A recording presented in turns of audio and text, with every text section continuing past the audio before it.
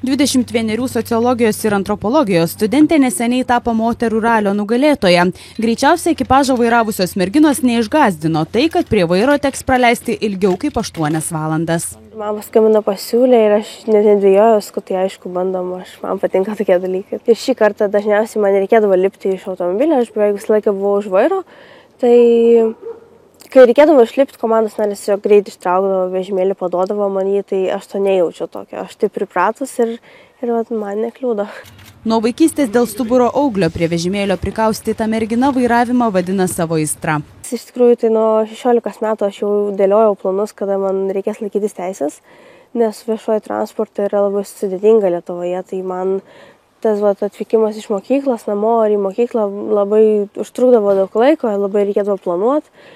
Tai aš tik sukako 17 metų pradėjau laikytis teisės ir po 18 gimtadienio iš karto gavau teisės jau laukiau ir viskas. Ir nuo tos dienos aš neišskiriama su automobiliu visur. Neįgali mergina nestokoja pozityvumo, sako, ratukai niekada netrukdė būti aktyviai. Aš kažkaip nesireikšminu, aš taip augau, kad mane tiesiog augino ir mokino daryti viską tą patį, ką daro visi sveikieji. Tai aš niekada... Aš iš karto sutinku, vėliau tik pagalvoju, ar man nekliudys, kad aš vežimėlyje. Artimiausiose studentės planuose kriminologijos magistro studijos ir santuoka su mylimuoju. Reporterė Dovilė Sobutaitė, Vilnius.